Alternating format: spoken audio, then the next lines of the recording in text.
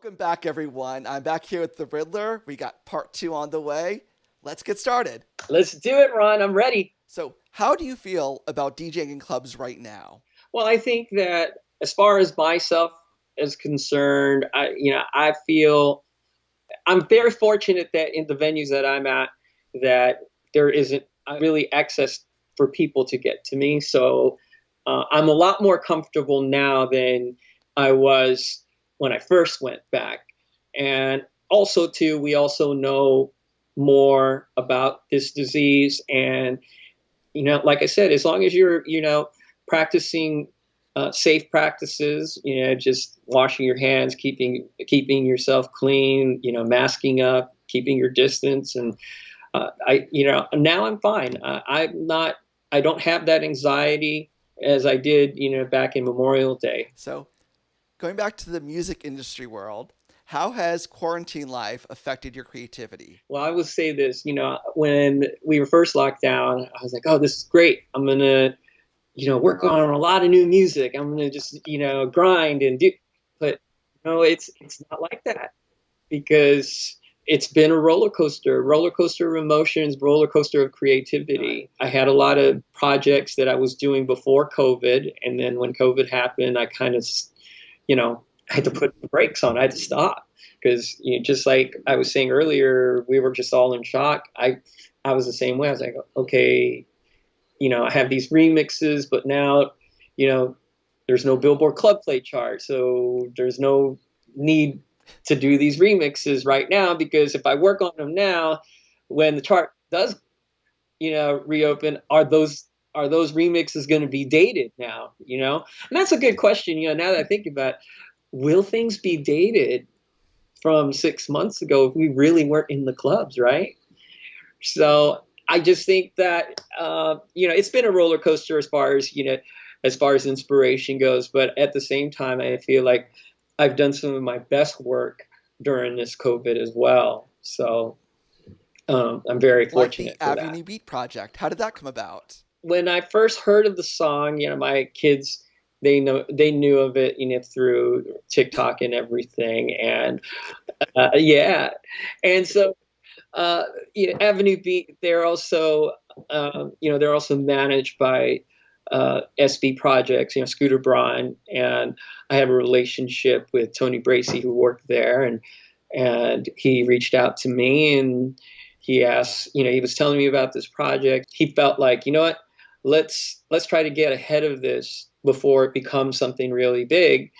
And I said, yeah, let's do it. So I said, all right, let's put together. I helped put together the remix package. I did two different mixes on it, and I also asked DJ Q to do a remix on that, and they loved it, and they put it out. So yeah, that's how that kind of all Well, you know happened. me, I like getting the exclusive, and I don't think you've really talked about the Freak project too much. The collaboration of Flipside, Riddler, and Q. What's going on with that project and collaboration? Yeah, what's funny is, we started to do some things together before COVID. Obviously, we did the Selena Gomez remix.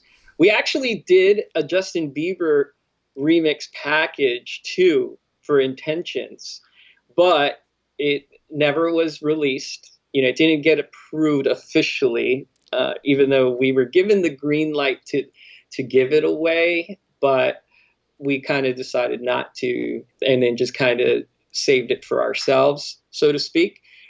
I talk to the guys all the time, and we're all down for doing some things. But obviously, right now, Flipside is amazing. He's been live streaming every day, so I know he's kind of tied up with the stuff that he's into right now. And Q and I, we do work on some things together. So we definitely plan on collaborating again because you were actually there. You were a witness to our formation at ADE last year. That's when we all sat down and like, we should do some stuff together. So you were kind of there when this So all I can't wait happened. to see what comes next. And about what's coming next, what are you working on in the studio right now? I'm working on actually some original track ideas.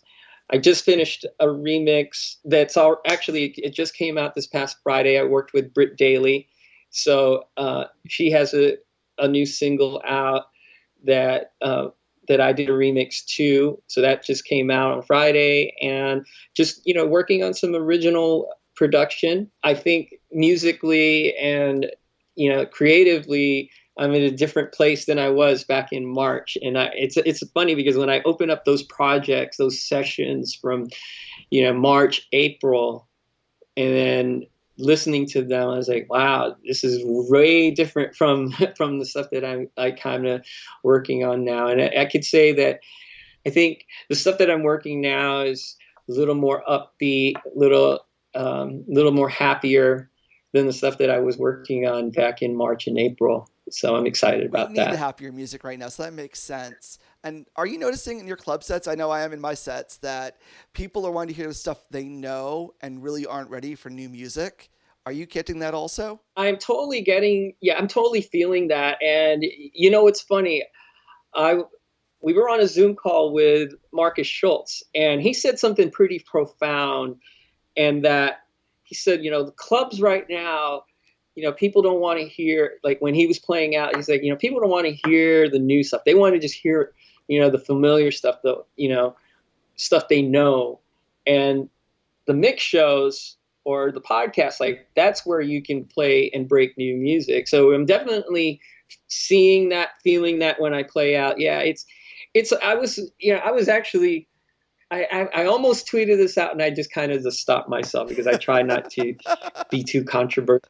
But I'll say it here for your channel. I almost tweeted out the other day, I remember a time when clubs used to break music and radio mix shows, would follow.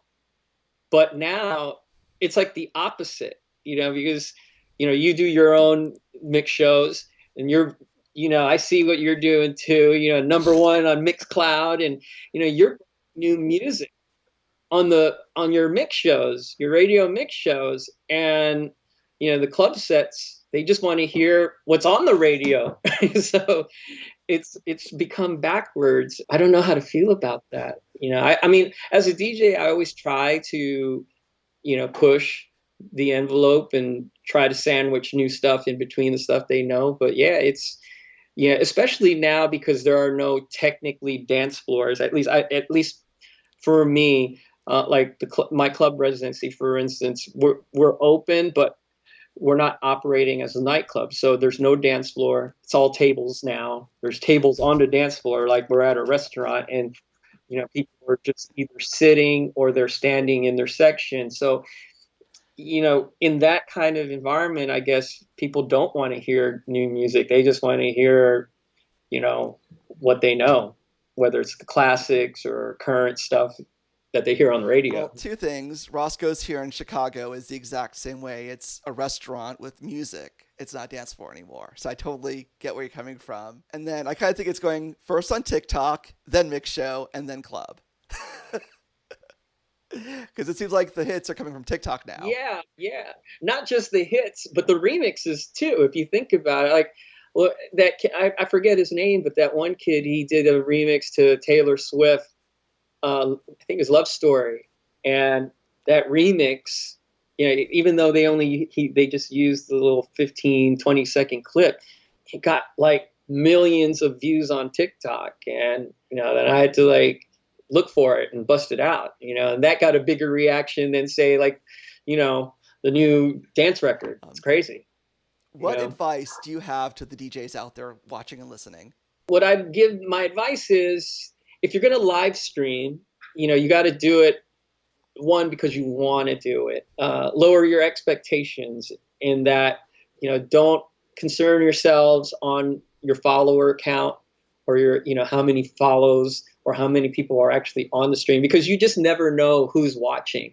And that was the big thing for me, is like, I don't have like, the big followings that some of these DJs have received. Like, we have friends that, literally started like 3 weeks ago and have like over 3,000 followers now, right? So I'm not that. But when you're doing something like live streaming or even DJing or producing, do it because you want to do it, and do it because you're passionate about doing it, because people could see your passion and they can tell when you're not passionate about it. So if you're not passionate, then people can see it. And the reason why I say that is because you never know who's watching. And in my case, I had Comcast Xfinity watching our stream, and they saw how real and authentic it was, especially with me and Renner streaming, and they loved that. They loved the father-son, you know, live stream idea. They loved the energy that I brought when I was doing a live stream by myself, um, and that led to this great opportunity that I have with them. So, just my advice is, as long as you have that passion, keep going through it and keep doing it, and do it for that, and everything else will fall into place. What's been your favorite experience the past 6 months? It could be with anything in your life. There's been a couple of experiences. One, obviously, is being able to uh, do things with my son and sharing that with the world, which the people that have tuned in, they've been so generous, they've been so supportive. So that was something that I truly, truly cherish right now. But the other thing too is, like, one thing that this pandemic has done, I feel, has gotten a lot of us closer to people that we weren't so close to before. You know, Ron, you and I, we've been friends for several years, but we talk on chat every now and then. But now we're able to, like, Zoom call each other on a weekly now. That was one great thing. I know some people are kind of over the Zoom calls, but I tell you what, I enjoy being on a Zoom call with people like you and our peers every week. Has been something very special too. So I'm really, and it's been good for my own mental health as well. Being able to talk to people that are going through the same thing that we're going through. And I think that's important to know, that we aren't alone in all of Sharing stories this. and experiences makes everything better. I cannot agree with you more, because for me it was Twitch, Benson my dog, and the weekly calls that got me through quarantine. So I'm totally with you. So, what would you like to say to all your fans out there listening and watching? Well, first of all, I love you all. Thank you guys so very much for just helping me get through the days too. Um, I got to say this really quick. In 2019, a year ago, I had stopped doing my Riddlers Revolution podcast. So Riddlers Revolution was a mix show that started when I was on Sirius XM BPM. Launched that show in 2011, and last year I was like, you know what? I'm at 202 episodes. I was going to stop at 200, but then so you know what? I'm going to stop doing this podcast, and then just kind of move on and go into 2020 with new ideas, new fresh ideas, a new podcast and everything. But then I started getting the emails, I started getting messages, and people saying that they missed it. And that's the thing about, again, one of the great things that have happened through quarantine is that I started reconnecting with my fans and all of you, and they've been telling me what they want to see, what they don't want to see, or what they like and what they don't like. So, thank you to all the fans out there that have reached out.